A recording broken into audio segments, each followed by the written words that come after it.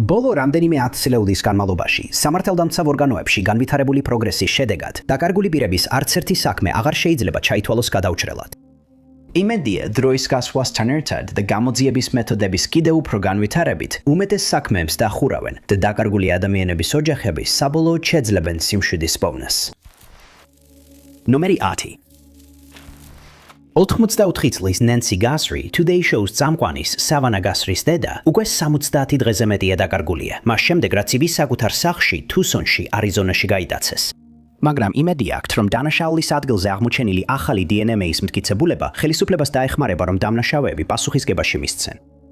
2026 წლის 31 იანვარს ნენსი თუსონში საკუთარ სახლში დააბრუნეს, მას შემდეგ რაც მან თავისი მეორე ქალიშვილი ენი მოინახულა. მისი სიძე თომას ოსიონი სავარაუდოდ იყო ბოლო ადამიანი, ვინც ნენსი ნახა, სანამ ის გაუჩინარდებოდა.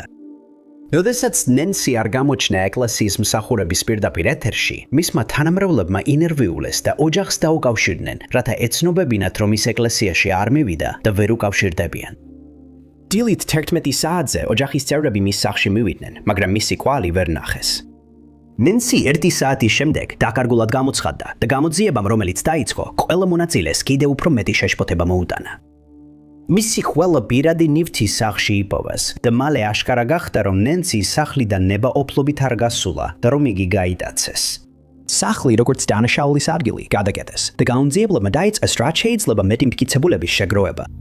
სახლთან შესასვლელთან ბიოლოგიური მასალა იპოვეს, რომელიც გაანალიზეს და დაადასტურეს, რომ ნენსის ეკუთვნოდა. ასევე აღმოჩნდა, რომ კარის ზარის კამერა მოხსნილი იყო, სავარაუდოდ განტაცებლის მიერ. შემდეგ დღეებში რამდენიმე მედია საშუალებამ გამტაცებლებისგან გამოსასყიდის წერილები მიიღო, თუმცა ამ წერილების სისწორე ჯერჯერობით დადასტურებული არ არის.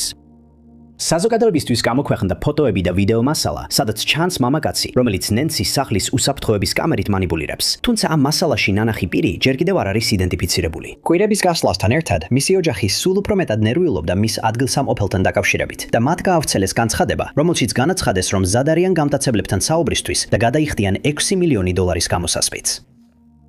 მეორე განცხადებაში სავანა მიანიშნა იმ ფაქტზე, რომ მათ მიიღეს შეტყობინება დამნაშავეებისგან და სთხოვეს ნენსის გათავისუფლებას, მაგრამ როცა არაფერი გაკეთდა, გამოაცხადეს, რომ $1 მილიონი ჯილდო გაიცემა იმ ადამიანისთვის, ვინც მიაწვდიდა ინფორმაციას, რაც ნენსის პოვნას შეუწყობდა ხელს. მას შემდეგ საქმეში ძალიან მცირე პროგრესი იყო, მაგრამ იმედი აქვს, რომ ახალი მტკიცებულებები, რომლებიც ამოიღეს, შესაძლოა ახალ სინათლეს მოფინოს გამოძიებას. პოლიციამ განაცხადა, რომ შემთხვევის ადგილზე თმა იპოვეს და ის ანალიზზე გაგზავნეს. იმედია თმა ერთ-ერთ გამტაცებელს ეკუთვნის. თუ მათი DNA უკვე ბაზაშია, მხოლოდ დროის საკითხია, როდის ამოიცნობენ მათ. თუ ასეა, მათ მოძებნიან, დააკავებენ და სასამართლოზე წარადგენენ და იმედია ნენსი უსაფრთხოდ დაბრუნდება სახლში. ნომერი 9. 53 წლის ნიკოლ ვინდერი მეგობრებსა და ოჯახში უფრო ცნობილია როგორც ნიკი და მისი გაუჩინარების შემდეგ, რომელიც 2025 წლის თებერვალში მოხდა, ისინი სულ უფრო მეტად რელავენ მის მდგომარეობაზე. ნიკი ბოლოს 2025 წლის 25 თებერვალს ნახეს, როდესაც ის ტეხასის შტატის ბრაიანის მახლობლად FM 974-ის 19,000-იან მონაკვეთში იმყოფებოდა. იმ დროს ის ხანდაზმული ადამიანის მომლევად მუშაობდა და ამ ტერიტორიაზე იყო, რათა თავისი მოვალეობები შეესრულებინა. მუშაობის დასრულების შემდეგ ის იმ ადამიანის სახლიდან გამოვიდა და მაშინვე უკვალოდ გაუჩინარდა. იფიქრეს, რომ ის სახლში წავიდა იმ დღეს, მაგრამ 1 საათის შემდეგ პოლიციას შემაშფოთებელი ამბავი აცნობეს. ნიკის მანქანა, 2025 წლის შევროლის პიკაპი, მისი კლიენტის სახლიდან 2 მილში იპოვეს და რაც ყველაზე შემაშფოთებელია, მას ცეცხლი ჰქონდა წაგიდებული. პოლიცია მაშინვე გამოეხმაურა და დაადგინა, რომ ცეცხლი მექანიკური პრობლემის გამო არ გაჩენილა, არამედ ეს იყო განზრახად წაგიდებული. მოსახლეობას ამ რაიონში სთხოვეს შეემოწმებინათ თავიანთი უსაფრთხოების კამერები, იქნებ დამნაშავე შემთხვევით დაეფიქსირებინათ. მათ უთხრეს, რომ შემთხვევა სავარაუდოდ იმ დღეს 3-დან 4-15 საათამდე მოხდა, თუმცა სამწუხაროდ არანაირი მინიშნება არ მიუღიათ. მაშინვე ივარაუდეს, რომ ნიკის სიცოცხლე საფრთხეში იყო და გამოძიება დაიწყო. სწორედ მაშინ აღმოაჩინეს სამართალდამცავებმა პირველი კვალი. FM 974-დან და ახლომდებარე ჯეკ კრიკის გზიდან გადაღებულ 2 სურათში ჩანს ყველგანმავალი, რომელიც იმ ტერიტორიაზე მოძრაობდა, თუმცა მისი მძღოლი ამ დრომდე არ არის იდენტიფიცირებული. მეორე სურათში ჩანს ნიკის მანქანა მოძრაობისას, თუმცა ჯერ კიდევ უცნობია, მართავდა თუ არა საჭეს იმ დროს თავად ნიკი. უნდა აღინიშნოს, რომ ყველგანმავლის მძღოლი შესაძლოა ნიკის საქმეში ჩართული არ იყოს, მაგრამ მას შეიძლება ჰქონდეს ინფორმაცია, რომელიც პოლიციას მის ადგილსამყოფელთან მიიყვანს. ის ჯერ კიდევ არ გამოჩენილა და პოლიცია იმედოვნებს, რომ ის ნახავს სურათს და იტყვის, რაც იმ დღეს ნახა. შემდეგი ნაბიჯი იყო ნეკის სამზებრო ოპერაციების დაწყება, მაგრამ რადგან უცნობი იყო საიდან გაქრა ის, არავინ იცოდა სად დაეწყო ძებნა. მიუხედავად ამისა, ჩატარდა რამდენიმე ძებნა ვერტმფრენების, დრონების, სამძებრო ძაღლებისა და ფეხით მოძრავი ოფიცრების დახმარებით, მაგრამ ნიკის კვალი აღარ აღმოაჩინეს. 15 აპრილს ნიკის 50 წლის ძმა Destiny დააგავეს სხვა საკითხზე, რადგან მასზე მოქმედებდა დაპატიმრების ორდერი. გამომძიებლები სწრაფად მიუთითებდნენ, რომ მისი დაკავება ნიკის გაუჩინარების გამოძიების შედეგად მოხდა, თუმცა ის ეჭვმიტანილად არ განიხილებოდა. ამავდროულად გამომძიებლებმა კიდევ ერთხელ მიმართეს საზოგადოებას, რომ თუ აქვთ ინფორმაცია, რომელიც ნიკის საქმეს გახსნის, აუცილებლად გაამხილონ იგი. ის დაკარგულად და საფრთხეში მყოფად ითვლება, ამიტომ საჭიროა რაც შეიძლება სწრაფად მისი პოვნა. მისი აღწერილობით მას აქვს ქერათმა და მწვანე თვალები, სიმაღლე 5 ფუტი 7 ინჩი და წონა 130 ფუნტი. როცა იმ დღეს კლიენტი სახლიდან გავიდა, ეცვა მუქი ნაცრისფერი პერანგი და ვარდისფერი შარვალი. ძებნაში რამდენიმე სხვა სააგენტოც ჩაერთო, მაგრამ ამ დრომდე მათ დამატებითი კვალი ვერ იპოვეს. თუ ნიკი გინახავთ, ან იცით სად შეიძლება იყოს, გთხოვთ დავკავშირდეთ ბრაზოსის ოლქის შერიფის ოფისს, ნომერზე 97-936-136-14-900. ნომერი რა. 37 წლის მელისა ბესონის გაუჩინარების საქმე დაიწყო 2025 წლის 17 მარტს. მოწმე პოლიციას დაუკავშირდა და განაცხადა, რომ მელისა ბესონი გაუჩინარების დღეს ნახა, როგორ მიდიოდა Indian Village Road-ზე, Lac du Flambeauში, თუმცა ახლა დამატებითი ინფორმაცია გავრცელდა. როდესაც მის ოჯახს 23 მარტამდე მელისასგან არ ჰქონდა არანაირი ინფორმაცია, მათ განაცხადეს მისი დაკარგვის შესახებ დომის პოლიციაში. მათ განაცხადეს, რომ ძალიან შეშფოთებულები იყვნენ მისი უსაფრთხოებით, რადგან მელისა ჩვეულებრივ მუდმივ კონტაქტშია ახლობლებთან, მაგრამ მისი გაუჩინარების დღიდან მასთან კავშირი აღარ ჰქონიათ.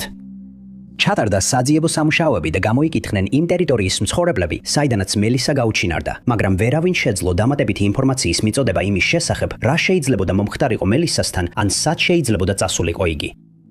როდესაც ყველა კვალი ამოიწურა, პოლიციას სხვა გზა აღარ დარჩა, გარდა იმისა, რომ დაელოდოს დამატებით ინფორმაციას. და 30 ივლისს მათ განაცხადეს, რომ მიიღეს ახალი კვალი ერთ-ერთი მოქალაქისგან, რომელიც იმ დღეს იმ ტერიტორიაზე იმყოფებოდა. მიუხედავად იმისა, რომ დადასტურდა, რომ მელისა მართლაც Indian Village Road-ზე იყო, კიდევ ერთმა მოწმეამ ცოტა ხანში შემაშფოთებელი რამ დაინახა. იმ გზიდან გასვლის შემდეგ მას სამა მამაკაცმა მიუახლოვდა ფურგონით და მან მათთან ერთად წასვლას დათანხმდა.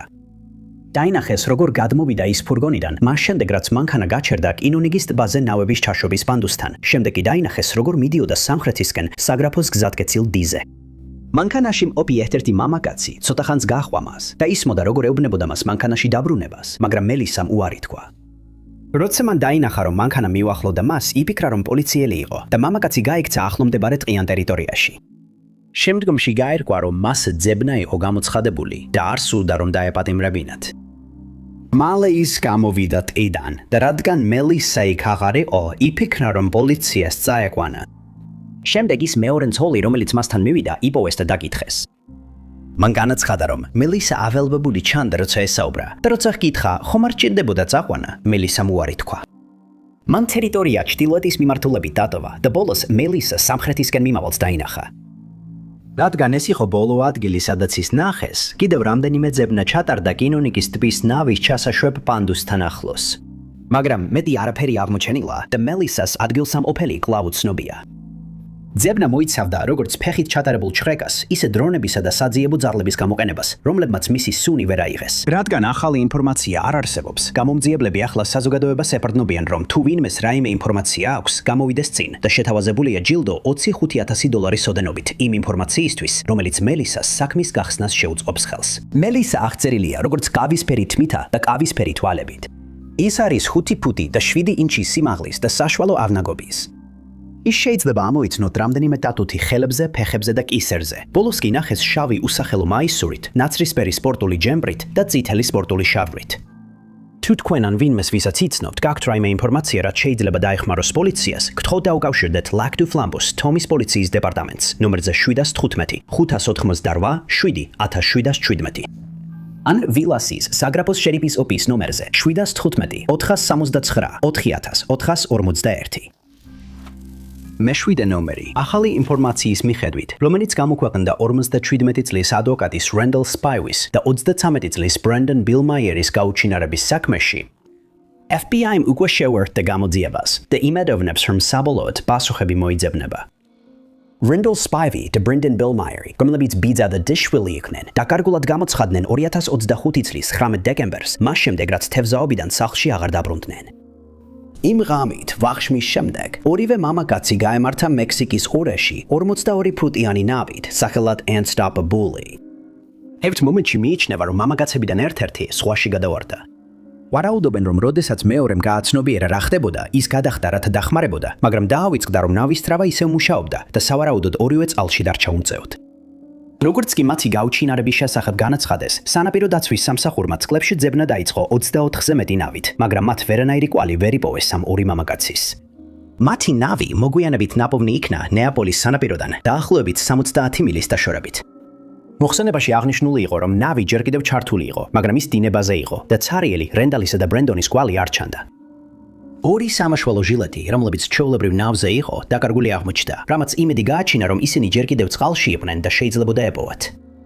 ესევე გამოითქვა ვარაუდი, რომ მათ უცნობი მიზეზების გამო იძულებულნი გახდნენ დაეტოვებინათ ხომალდი და სხვა გზა არ ჰქონდათ გარდა იმისა, რომ ჩაეცვათ სამაშველო ჟილეტები, რათა წყალში გადარჩენილიყვნენ. მრავალი საათის ძებნის მიუხედავად, მეტი ვერაფერი იპოვეს და სანაპირო დაცვის სამსახურმა საბოლოოდ გამოაცხადა, რომ სხვა გზა არ ჰქონდათ, გარდა იმისა, რომ ძებნა შეეწყვიტათ. მათი ოჯახები მადლობას უხდიდნენ ყველა ადამიანს, ვინც მონაწილეობდა ძებნაში და სთხოვდნენ, რომ მათთვის პირადი სივრცე დაეტოვებინათ, რათა შეძლებოდათ მომხდართან შეგუება. Randy's ოჯახი ამბობს, რომ ის წარმოუდგენლად ერთგული მამა და მეუღლეა, რომელიც ყველაფერს გააკეთებდა, რათა დაეხმაროს გაჭირვებულ ადამიანს. მან Fort Myers-ში, ფლორიდაში, იურისტად მუშაობას 300 წლეულზე მეტი მიუძღვნა და ბევრ ადამიანს დაეხმარა, ვინც დაზიანებები მიიღო. რაც შეეხება Brandon's, ის სულ ახლახან დაქორწინდა, სანამ ისინი ორივე გაუჩინარდებოდნენ და იმავე სფეროში მუშაობდა, სადაც მისი ბიძა. მან 2023 წელს Shineris იურიდიულ ჯგუფს შეუერთდა და იმედოვნებდა, რომ თავის საზოგადოებაში დადებით ცვლილება შეიტანდა. Randy აღწერილია როგორც ყავისფერწმიანი და ყავისფერთვალება. მისი სიმაღლეა 6 ფუტი და 1 ინჩი, ხოლო წონა 245 ფუნტი.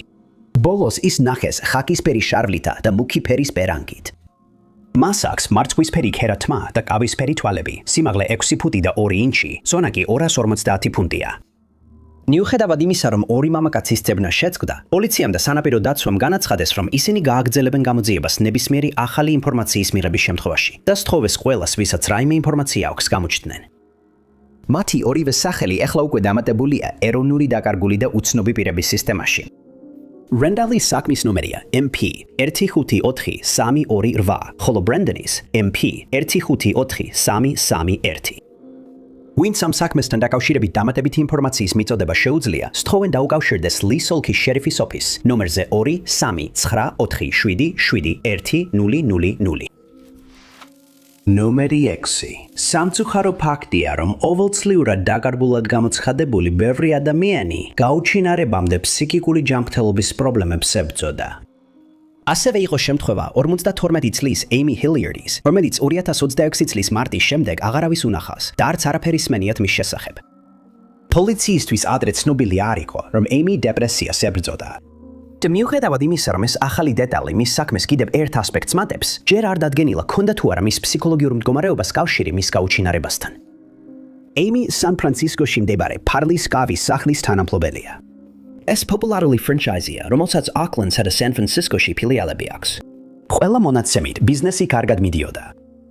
როცა სამწუხარო მოვლენების სერია Amy-ის კეთილდღეობაზე ზემოქმედებას ახდენდა, ის დეპრესიულ მდგომარეობაში ჩავარდა.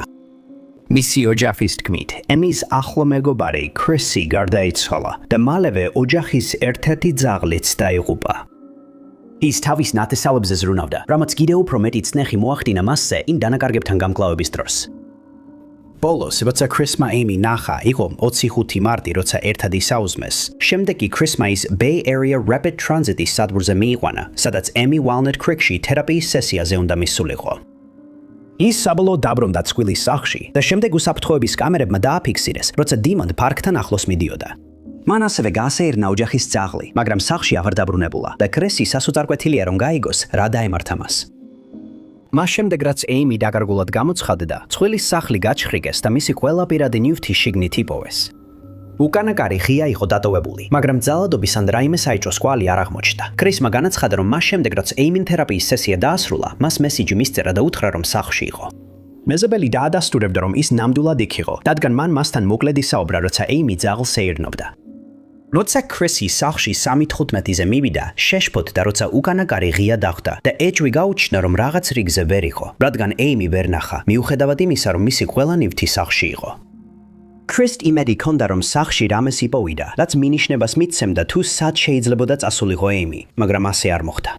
რაც კიდევ უფრო აწუხებს მას, არის ის ფაქტი, რომ ეიმი სახლიდან გავიდა მისთვის აუცილებელი მედიკამენტების გარეშე, რომლებიც ხო ყოველდღე უნდა მიიღოს და მან მედიას უთხრა, რომ მისთვის ძალიან საშიში შეიძლება იყოს, თუ ეს წამლები დიდხანს არ ექნება. მას შემდეგ, რაც ეიმი ბოლოს დააფიქსირეს ფეხით სეირნობისას იმ ტერიტორიასთან, სადაც სასეირნო ბილიკებია, ხელისუფლებამ სწორედ ამ ადგილებში დაიწყო ძებნა, რაც მის ოჯახს ძალიან აშფოთებს, რადგან მასთან არ აქვს არც საკვები და არც აღჭურვილობა და შესაძლოა მან ბუნების ძალების ანაბარად არჩეს მანამ, სანამ იპოვიან. სკვილის ოჯახმა, მეგობრებმა, მოხალისეთა ჯგუფმა და პროფესიონალმა მაშველებმა ეს ტერიტორიები უკვე დაათვალიერეს, მაგრამ ჯერჯერობით ეიმი კვლავ დაკარგულია. მას აქვს ქერათმა და თხილისფერი თვალები, სიმაღლეა 5 ფუტი და 4 ინჩი, ხოლო წონა 120 ფუნტი. ის დააფიქსირეს სათვალთვალო კამერაზე თეთრი მოკლე სახელოიანი მაისურით, ღია ფერის ჯინსებით და თეთრი ფეხსაცმლით. ვინც დაინახა ეიმი, ან აქვს ინფორმაცია მისი ადგილსამყოფელის შესახებ, სთხოვენ დაუკავშირდეს აკლანდის პოლიციის დეპარტამენტს, ნომერზე 5 100 238 364 41.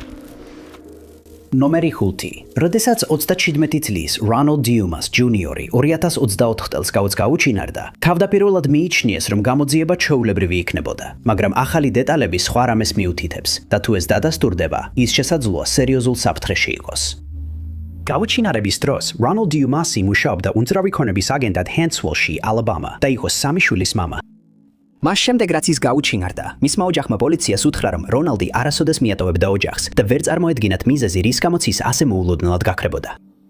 2024 წლის 15 დეკემბერს რონალდ დიუმასი წავიდა თავისი შვილის დედის სახლში და იქ დაახლოებით საღამოს 8 საათზე მივიდა.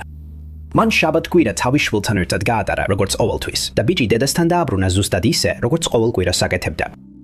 2 საათზე მეტი დროის შემდეგ, საღამოს 10:15 საათზე, ის ნახეს ჰანსვილში, მიდ-სიტის ალკოჰოლური სასმელების მაღაზიაში ნივთების ყიდვისას და მოწმეებმა მოგვიანებით პოლიციას უთხრეს, რომ მასთან ერთად 2 ქალი იყო, რომლებიც მათ არ იცნეს. ეს ასევე დაადასტურა მაღაზიის უსაფრთხოების კამერებმა. 3 მათგანმა მაღაზიაში ცოტა ხანს დაჰყო და შემდეგ წავიდნენ და მას შემდეგ რონალდს არავისთან დაუკავშირებია, ვისაც იცნობს. ამ ეტაპზე არავის არაფერი ეეჭვებოდა, მაგრამ მეორე დღეს ეს სწრაფად შეიცვალა. რონალდის მანქანა 2021 წლის Hyundai Palisade მიტოვებული იპოვეს ტენესის შტატის კემდენში, Interstate 40-ის 133 მაჩვენებელთან ახლოს. როცა ის 24 დეკემბრამდე მაინც არ დაბრუნდა სახლში, მისმა ოჯახმა გადაწყვიტა, დაკარგული პირის შესახებ განცხადება შეეტანა და შეეშინდათ, რომ ის შობის დღეს მათთან ერთად აღარ იქნებოდა. როგორც ეს ჩვეულებრივ ხდება, მისი გაუჩინარების გამოძიება დაიწყო მისი მობილური ტელეფონის კვალის დადგენით. აღმოჩნდა, რომ ის ტენესის შტატის მემფისის რაიონში იყო, მაგრამ ვერავინ ახსნა, რატომ იყო იქ. ამან გამომძიებლებში გარკვეული ეჭვი გამოიწვია და პოლიციამ განაცხადა, რომ მათ სჯეროდათ, რომ რონალდი გაიტაცეს. ძალიან მალე ეჯმი დანილთა ჯგუფი გამოიკვეთა და გამოცხადდა, რომ პოლიცია ეძებდა 33 წლის თორე მაკლაურენს, 27 წლის კერა კლარკს, 33 წლის კარისა კეშს, 32 წლის κουინდერიას უაიტს და 27 წლის საბრინა ჩემბერსს. ჯგუფის წინააღმდეგ წარგენილ ბრალდებებს შორის იყო პირველი ხარისხის გატაცება, გატაცების მიზნით შეთქმულება და მოპარული ქონების მიღება. კლარკი და უაით ასევე მიაკლიეს და დააკავეს 2025 წლის 8 აპრილს და ისინი პატიმრობაში დატოვეს გირაოს გარეშე. სასამართლოს სხდომაზე გაირკვა, რომ ჩემბერსი და ქალი სახელად კალიშა მაკენი იმ ღამით სექსმუშაკებად მუშაობდნენ და სწორედ ისინი იყვნენ ის 2 ქალი, რომლებიც რონალდთან ერთად ნახეს ლიქიორის მაღაზიაში. კალიშა მას შემდეგ გარდაიცვალა, ხოლო საბრინა ჩემბერსი უკვე გარკვეული დროა დაკარგულია. რონალდის ტელეფონი მოგვიანებით მის სახლში იპოვეს, ხოლო მისი ადგილსამყოფელი კვლავ უცნობია. ესევე გაირკვა, რომ უაითი და კლარკი საუბრობდნენ $7,000 შესახებ, რომელიც მათ იცოდნენ, რომ რონალდის საბანკო ანგარიშზე იყო მისი გაუჩინარების დროს. კლარკსა და უაითს შორის აღმოჩენილი ტექსტური შეტყობინებები მიუთითებს, რომ გადაცემა წინასწარ იყო დაგეგმილი და მათ სურდათ რონალდის ფულის მოპარვა. ჯგუფის დანარჩენი წევრები კვლავაც სამართალდამცველებს ემალებიან, თუმცა სავარაუდოდ მხოლოდ დროის საკითხია, სანამ მათ იპოვიან და დააკავებენ. ეხლა უკვე $10,000 ჯილარის ჯილდოა დაწესებული რობერტის ადგილსამყოფელის შესახებ ინფორმაციისთვის, ხოლო მისმა ოჯახმა პოლიციას ასეთი აღწერა მიაწოდა. მას აქვს შავი თმა და ყავისფერი თვალები, სიმაღლეა 5 ფუტი და 5 დიუმი, ხოლო წონა 165 ფუნტი. ლიქიორის მაღაზიის სათვალთვალო კამერის ჩანაწერში ის ჩანს წითელ-შავ კუბოკრულ გრძელმკლავიან ბერანგში. Wins იცის, სად შეიძლება იყოს robbery, უნდა დაუკავშირდეს Henswell-ის პოლიციას, ნომერზე 256-444-240. მისი საქმის ნომერია MP 1354996. ნომერი 4. ბევრი დაკარგული პირის გამოძიება მთავრდება მაშინ, როდესაც დადასტურდება, რომ ისინი როგორღაც წყალსატევში აღმოჩნდნენ. ჩვეულებრივ, მას შემდეგ რაც მათი მანქანები ტბაში ან მდინარეში იპოვეს. ამ შემთხვევების უმეტესობაში ისინი დაკარგულები არიან რამდენიმე თვე ან თუნდაც წლები და ჩვეულებრივ მხოლოდ დაჟინებული პოლიციის მუშაობისა და თანამედროვე ტექნოლოგიების გამოყენების წყალობით პოულობენ მათ.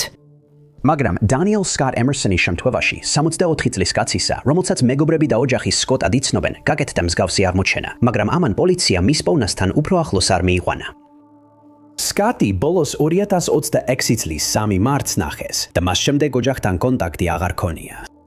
მოცემებმა განაცხადეს, რომ ის ინდილით დაახლოებით 12:30-ზე Fairmont-ისა და Lakeview-ის ავენიუების მახლობლად ნახეს. და როდესაც 5 რიცხვამდე მისი პოვნა ვერ მოხერხდა, ოჯახმა იგი დაკარგულად გამოაცხადა. როდესაც მისი გაუჩინარების ამბავი გავრცელდა, მოცემებმა შემაშფოთებელი ინფორმაცია გაასაჯაროვეს. მათ განაცხადეს, რომ 3 მარტს, იმ დღეს, როცა სკოტი ბოლოს ნახეს, ჩატოკუას ტბის ყინულზე სკოტისას მსგავსი სატვირთო მოძრაობდა. ამ ინფორმაციის საფუძველზე გადაწყდა, რომ ტბა უნდა გაეჩქრიგათ და პოლიციის მკვინთა ჯგუფებმა წყალქვეშა სონარის ტექნოლოგია გამოიყენეს მის საპოვნელად. 16 მარტს სატვირთო იპოვეს მეჩქერ წყალში, ვეტერანთა მემორიალის ხიდთან, მესამე და მეოთხე ბურჯებს შორის. სატვირთოს ჩრეკა გაართულა წყლის დაბინდულმა მდგომარეობამ, რის გამოც მაშველებმა 20 მარტს მანქანის ზედაპირზე ამოტივტივება გადაწყვიტეს. ეს გაკეთდა გასაბერი ამცევი ბალიშების გამოყენებით და როგორც კი სატვირთო ტბის ფსკერიდან ამოიწია, ნაპირზე გადაიყვანეს და იქ ჩაატარეს ჩრეკა. შიგნით სკოტის კვალი ვერ აღმოაჩინეს და ჯერ კიდევ უცნობია, მოახერხა თუ არა მან მანქანიდან გამოსვლა, მანამდე სანამ ის ფსკერზე ჩაიძირებოდა. ავინიშნა, რომ სატვირთოს ერთ-ერთი ფანჯარა ჩამოწეული იყო. ამიტომ ვარაუდობენ, რომ სკოტი ან ცდილობდა ამოსვლას, როცა სატვირთო იძირებოდა, ან პოლიციის თქმით შესაძლოა ვიღაცა მის ამოიყვანა, თუმცა ეს ძალიან ნაკლებად სავარაუდოა. ძებნა ტბის სანაპიროზე გაგრძელდა და ხელისუფლებამ საზოგადოებას სკოტის პოვნაში დახმარება სთხოვა, თუმცა დამატებითი კვალი აღარ აღმოაჩინეს. მეორე ძებნა ჩატარდა სამძებრო ძაღლებისა და მღვინთავთა ჯგუფების დახმარებით, მაგრამ პირობები კვლავ რთული იყო და პროგრესი ძალიან ნელა მიმდინარეობდა. ამ ცდილობებმაც ვერ შეძლეს სკოტის პოვნა და პოლიციამ სთხოვა ყველას, ვისაც ტბაზე მომძრავი სატვირთოს ვიდეო მასალა აქვს გამოჩნდნენ. მათ უთხრეს, რომ ყურადღება გაამახვილონ 2026 წლის 3 მარტის დილის 4-დან 7 საათამდე პერიოდზე, მაგრამ ჯერჯერობით არავის გამოუჩენია რაიმე ახალი და სასარგებლო ინფორმაცია. დაგეგმილია დამატებითი ძებნები, მაგრამ ხელისუფლებამ განაცხადა, რომ ისინი ძებნას ოულდრე აჩაატარებენ. მათ დროდადრო გამოიყენებენ ჯეტსკებს, ნავებს და მყვინთავთა ჯგუფებს იმ იმედით, რომ სკოტი იპოვიან. მათ პირობა დადეს, რომ ნებისმიერ მიღებულ კვალს მიადევნებენ თვალს, მიუხედავად იმისა, რამდენად უმნიშვნელოდაც არ უნდა ჩანდეს იგი. სკოტი აქწერილია, როგორც მოკლე ნაცრისფერი თმით, მწვანე ან თაბლისფერი თვალებით, 5 ფუტი 8 დუიმის სიმაღლით და 190 ფუნტის ზონით.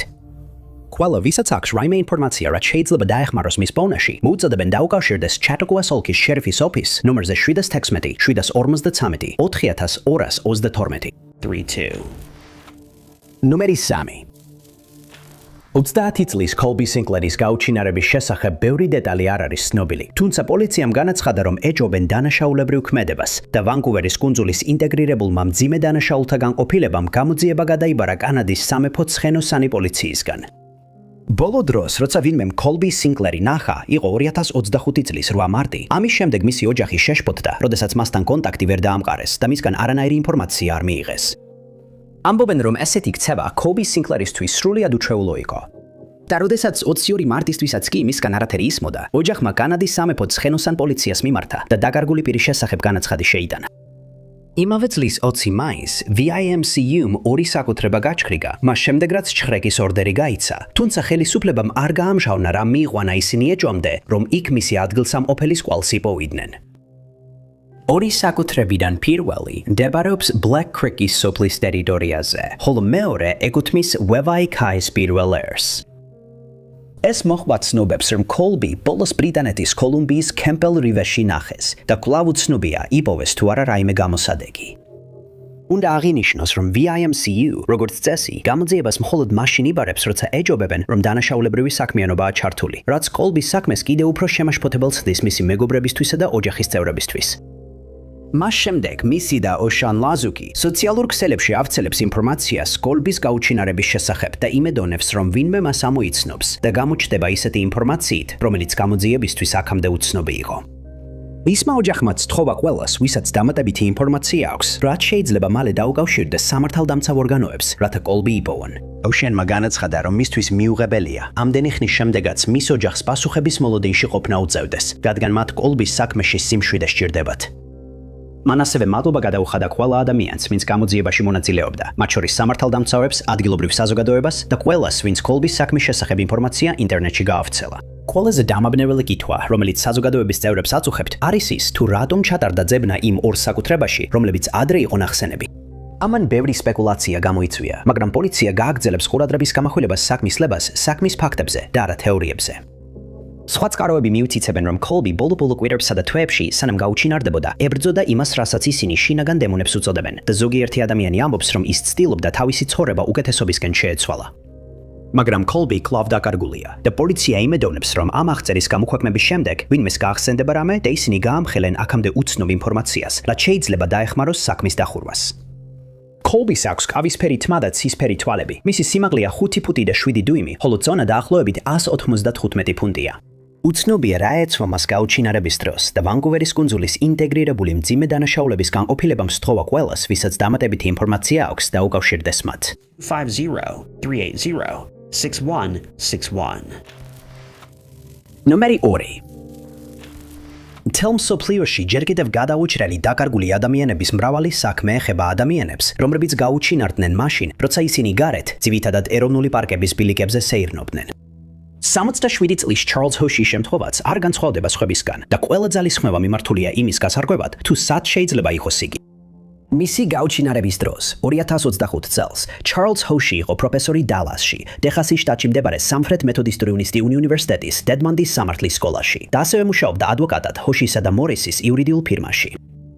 კეიტ მორისმა, რომელიც მისი პარტნიორია იურიდიულ ფირმაში, მედიას განუცხადა, რომ ჩარლზ ჰოში 2025 წლის ნოემბერში სტუმრობდა თავის ძმას გეინსვილში, ჯორჯიის შტატში. ის და მისი ძმა თავდაპირველად იმ რეგიონიდან იყვნენ და დრო გაატარეს ერთმანეთთან საუბარში. გაუჩინარების დილას, რომელიც ვეტერანთა დღე იყო, ორივემ ერთად ისაუზმა, რის შემდეგაც ჩარლზმა განაცხადა, რომ სურდა გაესეირნა ბაირონ ჰერბერტ რისის ბილიკზე, სადაც ბავშვობაში ხშირად დადიოდა. დარწმუნებით ვიცით, რომ ის ბილიკამდე მივიდა, რადგან მისი მანქანა მოგვიანებით იქ აღმოაჩინეს, მაგრამ ჩარლზის კვალი აღარასოდეს უნახავთ. კეიტმა ასევე დაამატა, რომ მის მდგომარეობაზე მაშინ ინერვიულა, როცა ვერ დაუკავშირდა მობილურზე, რაც ჩარლზისთვის უჩვეულო იყო, რადგან ყოველთვის პასუხობდა მის ზარებს. მოგვიანებით ერთმა მოწმე გამოვიდა და განაცხადა, რომ ბილიკზე ჩარლზ შეხვდა და ისინი მოკლედ ესაუბრნენ, სანამ სხვადასხვა მიმართულებით წავიდოდნენ. ამიტომაც მიიჩნევა, რომ ჩარლზი როგორღაც ბილიკზე დაიკარგა და შემდეგ ვეღარ მოახერხა ცივილიზაციაში დაბრუნება. ჩარლზის ოჯახმა განაცხადა, რომ ისინი ძალიან შეშფოთებულნი არიან მისი მდგომარეობით, თუმცა იმედს არ კარგავენ, რადგან მისი პოვნისა და უსაფრთხოდ სახლში დაბრუნებისათვის დიდი ძალისხმევა იდება. მრავალი ძებნისას, რომელიც ამ ტერიტორიაზე ჩატარდა, ერთ-ერთმა სამძებრო ძაღლმა მიანიშნა, რომ ბილიკზე ჩარლზის სუნის კვალი აღმოაჩინა, რის შედეგადაც დადასტურდა, რომ ის ნამდვილად იმ ტერიტორიაზე იმყოფებოდა გარკვეულ დროს. მოსახლეობას, რომელსაც ამ ტერიტორიაზე სანადირო კამერები აქვს, სთხოვეს შემოწმებინათ ჩანაწერები. იქნებ ჩარლზი ბილიკზე გადაადგილებისას დაეფიქსირებინათ, თუმცა ჯერჯერობით ასეთი ჩანაწერი არავის მიუწოდებია. შეშფოთება იზრდება, რადგან ბილიკი ცნობილია თავისი რთული რელიეფით. იმ პერიოდში კი ტემპერატურა მკვეთრად დაეცა, განსაკუთრებით ღამით, რის გამოც ჩარლზი ბუნების სტიქიას დაუცველი დარჩა. რადგან ის მხოლოდ მოკლე გასეირნებას გეგმავდა და თან არ წაუღია არც საკვები და არც აღჭურვილობა. ზებნის სამუშაოები განუწყვეტლივ მიმდინარეობდა მზის ამოსვლიდან ჩასვლამდე, მაგრამ ჩარლზის კვალს მაინც ვერ მიაგნეს. მისმა ოჯახმა შექმნა ვებგვერდი სახელად bringcharleshome.com, სადაც საზოგადოებას შეუძლია მიიღოს ინფორმაცია მისი გაუჩინარების შესახებ. დებარეობის მღვიმეები შეამოწმეს იმ შემთხვევაში, თუ მან იქ თავშესაფარი მოძებნა, ხოლო მოხალისეები ყურადღებას ამახვილებენ ბილიკის კლდოვან უბნებზე, თუ შემთხვევით ჩავარდა და დაშავდა. ასევე ცდილობდნენ მისი მობილური ტელეფონის პოვნას, მაგრამ მიიჩნევა, რომ ბატარეა იმ დროისთვის უკვე დამჯდარი იყო, როცა ბილიკს მიაღწია. ასევე შეიქმნა GoFundMe's გვერდი მომავალი საძიებო სამუშაოებისთვის თანხის შესაგროვებლად და ჯამში უკვე $80,000 შეგროვებული. ბმულს კრემოთი ხილავთ. ცნობილია, რომ ბილიკზე გასვლისას მას ეცვა ხაკისფერი შარვალი, აქნემისფერი სვიტერი და მუქწვანე ქურთუკი. მისი აღწერილობით მას თეთრი თმა აქვს, სიმაღლეა 6 ფუტი და 1 დუიმი, ხოლო წონა 200 ფუნტი. ყველა ვისაც შეუძლია ჩარლზის ბონაში დახმარება, უნდა დაუკავშირდეს იუნიონის ოლქის საგანგებო ოპერაციების ცენტრს ნომერზე 7 06 43 96 091. 1. ნომერი პირველი. ახალი ინფორმაცია გახდა ცნობილი William Mill McCaslinis გაუჩინარების შემდეგ, რომელიც იყო 68 წლის პენსიაზე გასული საჰაერო ძალების გენერალ-მაიორი და ხელმძღვანელობდა Wright Patterson-ის საჰაერო ბაზას, რომელიც ოჰაიოში მდებარეობს. და რომელსაც ხშირად ახსენებენ ამოუცნობი მფრინავი ობიექტების კონსპიროლოგები. ბაზა ერთ დროს პროექტ Blue Book-ის შტაბ-ბინად გამოიყენებოდა და ხშირად ვარაუდობდნენ, რომ უცხოპლანეტური ხომალდები ინახებოდა ამ ბაზაზე, საზოგადოების ცნობისმოყვარე თვალებისგან მოშორებით. თუმცა ამის დამადასტურებელი მტკიცებულება არასდროს აღმოჩენილა. William-ი მონაწილეობდა გასაიდუმლოებულ კოსმოსური იარაღის პროგრამებში და ასევე ჩართული იყო რამდენიმე კვლევით სფეროში, რომლებიც ბაზაზე ტარდებოდა. ამიტომაც ბევრმა ადამიანმა დაიწყო ვარაუდი, რომ მისი საქმიანობა დაკავშირებულია მის გაუჩინარებასთან. მაგრამ ეს მხოლოდ ვარაუდად რჩება. მოხსენებების მიხედვით, William-ი ბოლოს ნახეს მის სახლში ალბუკერკეში, ნიუ-მექსიკოში 2026 წლის 27 თებერვალს. მან იმ დღეს დაახლოებით დილის 10 საათზე სახლში ესაუბრა ხელოსანს, ხოლო 11:10-ზე მისი ცოლი სახლიდან წავიდა შეხვედრაზე დასასწრებად. ის სახლში დაბრუნდა ღამის 12 საათსა და 4 წუთზე. მაგრამ გაგურებული დარჩა, როცა William-ი სახლში არ დახვდა. სახლში მან იპოვა მისი სათვალე და ტარებადი მოწყობილობები და შენიშნა, რომ აკლდა მწვანე გრძელმკლავიანი ღილებიანი პერანგი, ლაშქრობის ჩექმები, საფულე და მისი ცეცხლსასროლი იარაღი ტყავის ბუდით. საცბის საძიებო ოპერაციაში, რომელიც 7 მარტს ჩატარდა, Williams-ის სახლიდან მხოლოდ 1 მილის მოშორებით აღმოაჩინეს ნაცრისფერი აშეტეშექის საჰაერო ძალების სპორტული ზედი. ფერენგზე საეჭვო არაფერი აღმოჩნდა. ის უკვე ლაბორატორიაშია გაგზავნილი ანალიზისთვის და ჯერ არ დადასტურებულა ეკუთვნის თუ არა ის მას. Williams-ის გაუჩინარების შემდეგ გამომძიებლებმა 7-ზე მეტი სახლი მოინახულეს და სთხოვეს ყველას, ვისაც აქვს ვიდეო თვალის ჩანაწერი მისი ბოლო გადაადგილებების შესახებ, რომ მიაწოდონ ინფორმაცია, თუმცა ამ დრომდე მსგავსი მასალა არავის მიუწოდებია. Bernalillo's საგრაფოს შერიფის ოფისმა გააკეთა განცხადება, რომ Williams-ის სამუშაოს მისი გაუჩინარებისთან დაკავშირება უსაფუძვლოა და გააფრთხილა საზოგადოება არ გაავრცელონ სრულ ინფორმაცია, რადგან ეს შეიძლება ხელს უშლიდეს გამოძიებას და არა დაეხმაროს მას. ამის მიუხედავად, რამდენიმე საინფორმაციო საშუალებამ მისი საქმე დააკავშირა იმ ამერიკელ ექსპერტებთან, რომლებიც ბოლო წლების განმავლობაში გაუჩინარდნენ და რომლებიც მუშაობდნენ კოსმოსის, ბირთვული ენერგეტიკისა და თავდაცვის სფეროებში. საოცარი მოულოდნელობით გაირკვა, რომ Williams-ის მეუღლემ Susan Milkerson-მა საგანგებო სამსახურის ოპერატორთან საუბრისას უცნაური კომენტარი გააკეთა. 3 საათის შემდეგ, რაც ის გაუჩინარდა, Susan-მა დარეგა საგანგებო ნომერზე და განაცხადა, რომ ჰქონდა მიზეზი ევარაუდა. მან დააზუსტა, რომ ასე ფიქრობდა იმიტომ, რომ ქმარმა გამორთო ტელეფონი და სახლში დატოვა, სანამ გაუჩინარდებოდა.